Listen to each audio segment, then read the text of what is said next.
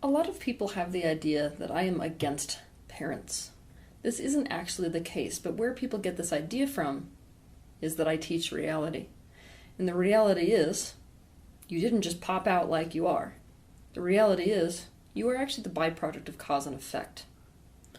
Now, even though there are certain vibrational frequencies that you opt into as part of your incarnation process, what psychologists actually have right is that the majority of the formation of your personality actually is the result of adaptations to your early social environment. That's right. It's mom and dad, or whoever your caregivers were.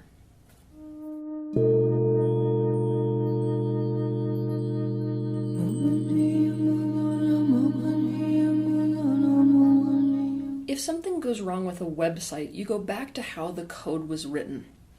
And it's no different than what we do with our own lives. We have to do the same thing to discover how our own faulty programming was installed and what it's causing us to do in our adult lives. We have to change the pattern that was adopted by us in those formative years, and then repeat it over and over again. The reality is even the most well-meaning parents on the planet create faulty programming for their children. Also, the reality is I have shaken hands with probably 5 parents so far over the course of my entire career that actually have the capacity to own that they created this faulty patterning unconsciously in their child. Most parents, for refusal to look at this faulty patterning within themselves that was propagated to their children, and because of wanting to avoid guilt and shame, they vehemently defend that faulty programming that is in fact destroying their children's lives. My grand vision is for all people, no matter what role they play in each other's lives, to be able to heal together. This means it is not my intention to separate children from their parents. Hell no. In my perfect universe, parents would heal along with their children. But here's the thing. What my goal is, above and beyond everything else, is awareness. My goal is to break people free of their faulty patterning, and this means anyone who sits in front of me. Where this goes terribly wrong is when a family makes the belonging inside the family group dependent upon the upholding of these faulty patterns. If I had my way, when one person in a family changed a pattern for the better, all other members of that family would do this for themselves and thus create better relationships in the entire family system. This is the real reason why parents even have specific children in the first place. The greater universe is concerned with the growth and expansion and joy of all beings in existence. This universe always pairs children with parents when they hold the key to their self-awareness. This is a child who is supposed to switch a parent's pattern to be in alignment with that parent's actual desires. Parents either realize this and shift, or resist that shift, and by doing so, turn against their own child.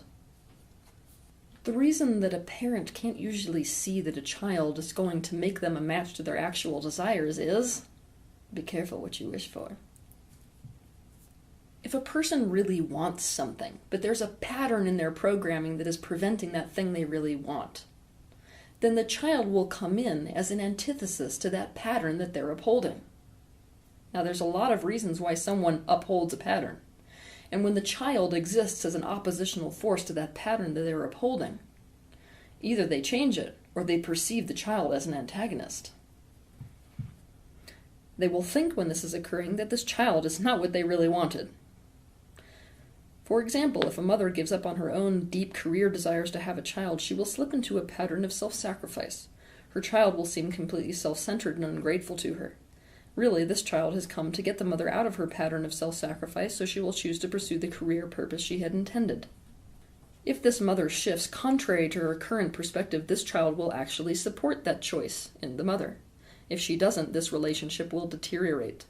It will cause the mother to doubt even having a child in the first place, because this child did not give the validation and guaranteed love that she thought she would get out of that pattern of self-sacrifice. The reality is that the number one need for a physical human is connection and closeness within the social group. And this is really scary, because it means that we will uphold faulty patterning for the sake of closeness with a social group to the absolute detriment of our own lives. We will keep these patterns. We will defend these patterns. And first and foremost, we will defend the people who programmed us with these patterns, our parents, no matter the risk to ourselves. This means whether you want to admit it or not, whether it was their intention or not, The programming that you were given in your early life and the people who programmed you with it were the problem. A lot of people feel like accepting this and changing those patterns is in fact a betrayal to their parents. Now I want to challenge this for you for a minute. You can't actually argue that changing these faulty patterns is betraying your parents unless you are also willing to accept that in order to be in a relationship with them, you have to in fact uphold things that hurt you. In other words, you also have to be willing to accept that your parents are right, that by breaking free of damaging patterns and getting happy, you are betraying them. If so, you need to take a look at that for a minute, because I'm pretty sure that is the definition of a terrifying/abusive relationship. Seeing and accepting the rather unsavory reality of your specific family is not betraying them, and it also does not imply that you have to end your relationship to them. Some people, when they become aware of patterns, become aware of the whole dynamic of their family, the reality of it and the truth, some people may choose to separate from their parents, either temporarily or permanently. Other times, people see those patterns and manage to actually shift them so that they can develop an even closer relationship to their family than they ever had before. Unfortunately, a lot of whether a person chooses to do one thing or the other thing in this scenario depends upon a lot of specific circumstances. Basically, there are variables in every situation, including the receptivity of the family, that make it so that a person can either change and develop closer relationships or change and not have relationships with their family.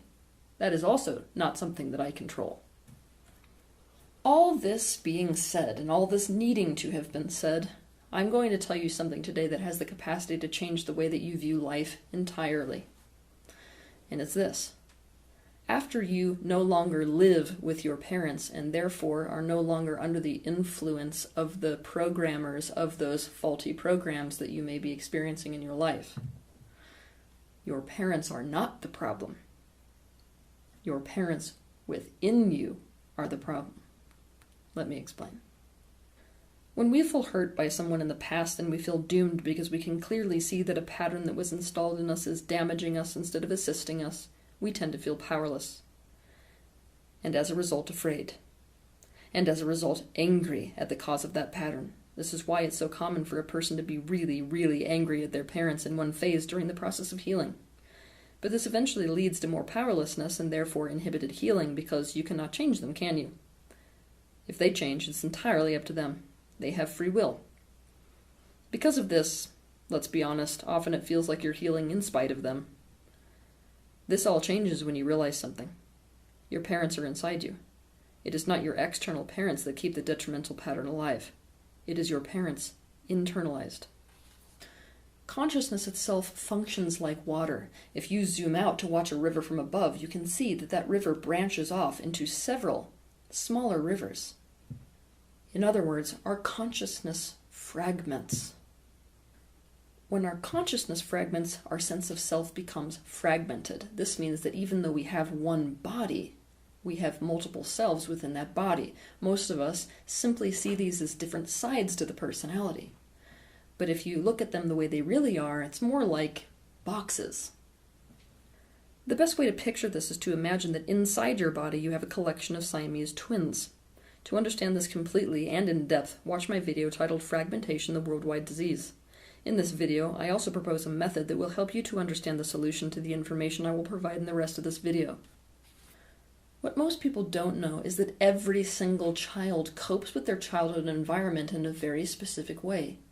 They internalize their relationship with their parents by creating an internal Siamese twin to perfectly mirror each parent.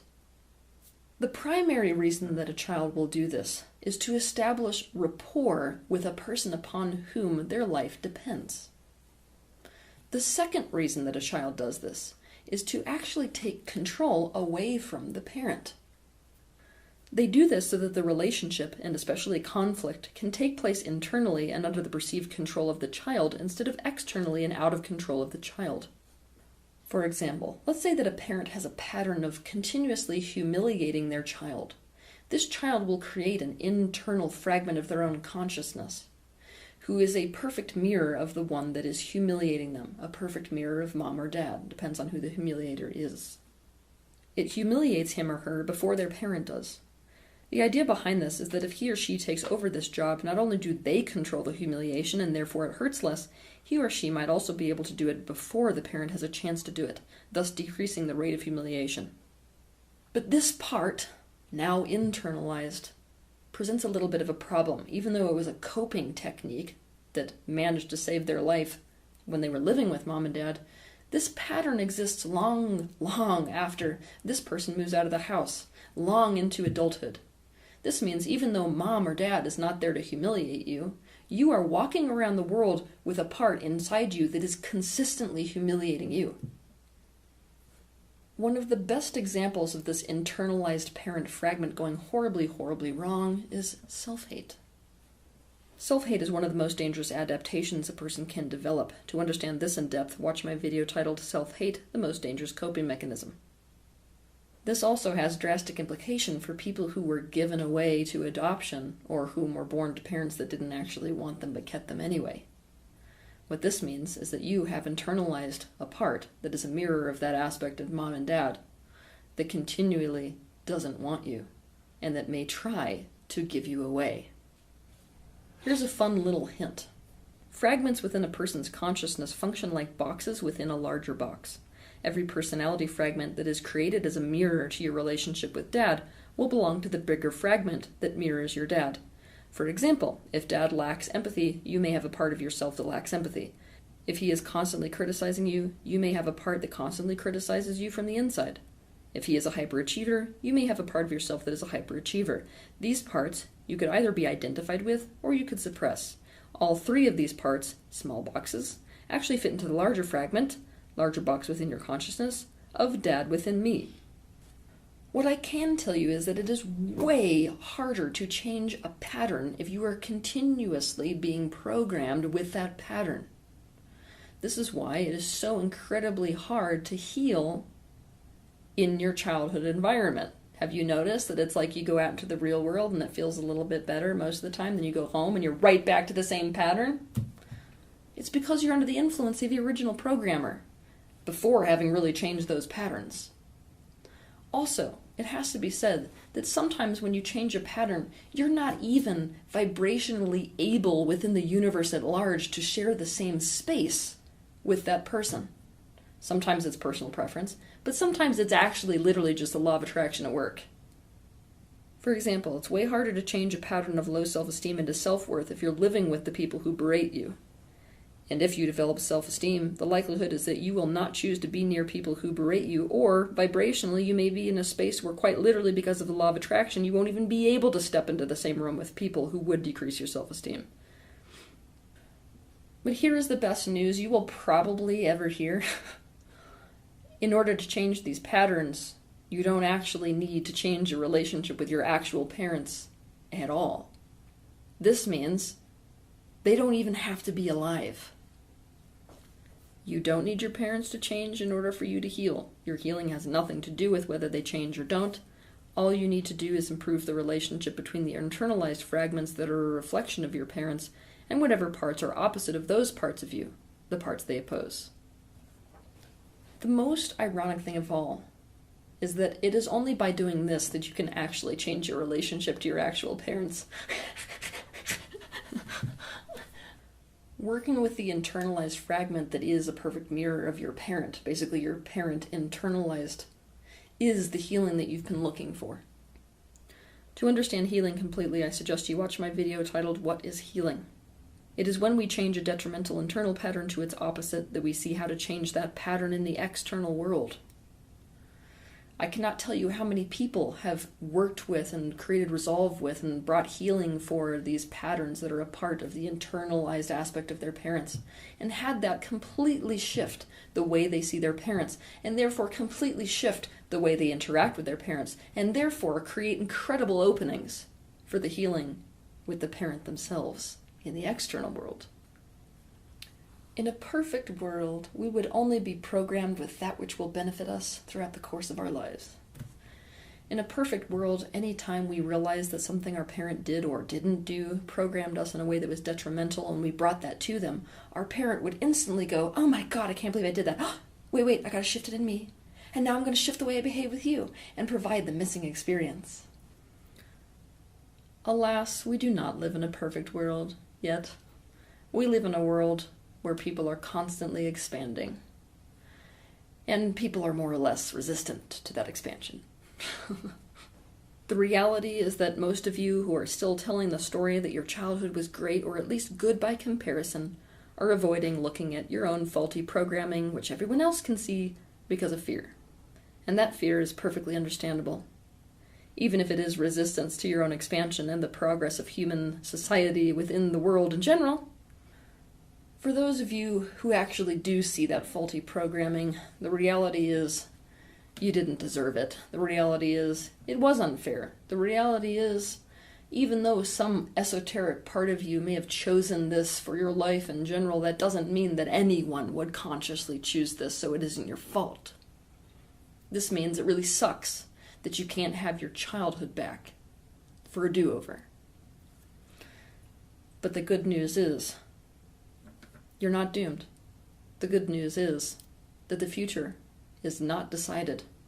At any point, you can break free of the pattern of determinism, and with your free will, shift a pattern which shifts everything that you are enmeshed to in this universe. It is possible to break free of this path of determinism with conscious awareness. It is more than possible to change the patterns within yourself that are currently causing you heartache in your adult life. And the way to do it is to change the patterns within the parents within yourself. Have a good week.